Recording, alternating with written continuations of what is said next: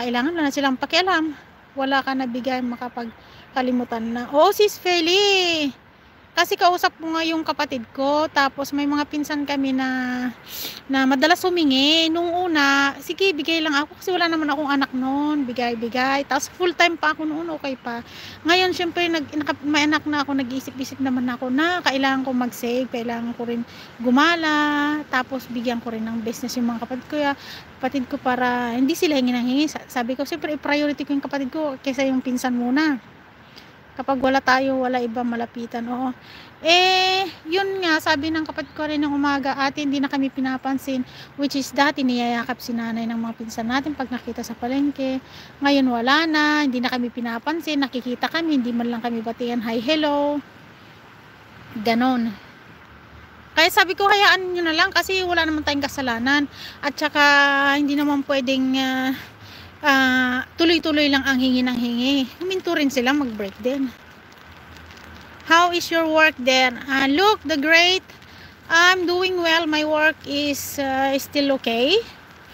Yeah, I'm on duty, but I'm bored. So since there was 2 staff with me, I told them to stay in the school and I will walk, and then afterward it's their turn also.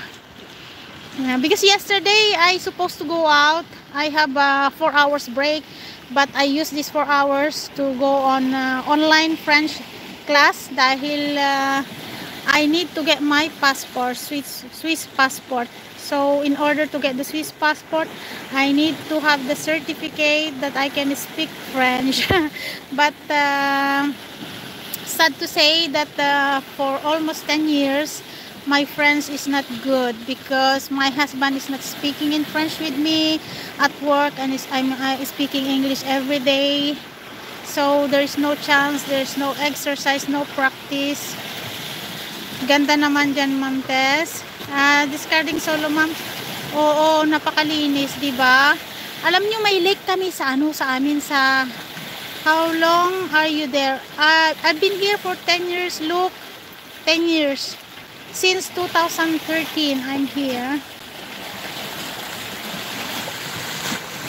Malinis. Ito ang maganda dito sa Switzerland kasi sa bagay maliit kasi. Madali naman kasing i-manage ang bansa na maliit, di ba?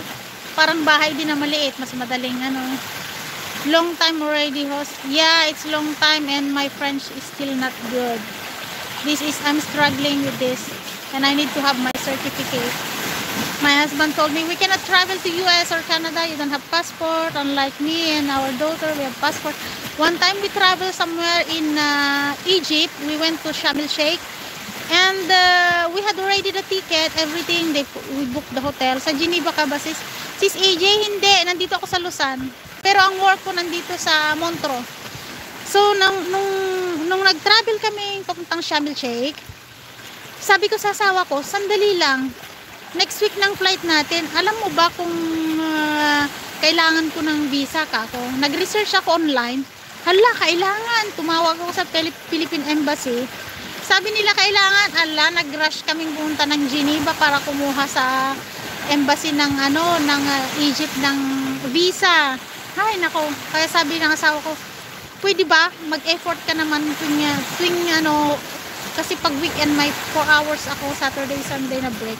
Mag-effort ka naman na mag-aral ng French para may Swiss passport ka na kasi very powerful nga ang mga European passport. You can travel somewhere. May mga bansa na hindi mo na kailangan talaga ang visa. Kaya nag-e-effort na ako mag-aral ngayon pag break time ko. Pero iba pa rin talaga yung pumunta ka sa lesson. Kasi mamomotivate ka talaga pag ka sa klase, yung may mga kasama kang mga estudyante. No, look, the great, I'm planning to visit US or Canada, but the problem I don't have visa, I don't have Swiss passport. And it's difficult to go there without Swiss passport. With Philippine passport, it's not easy. It takes 100 years to process. So, ang ganda rin dito pag summer. Pwede ka ditong mag-selfie dyan sa gitna ng ring na yan. Yan. Super ganda, di ba? Sandali na. Eto, pwede rin mag-barbecue dito, oh. Pero ano, pag pupunta ka dito, dapat agahan mo kasi unahan itong barbecuean tapos yung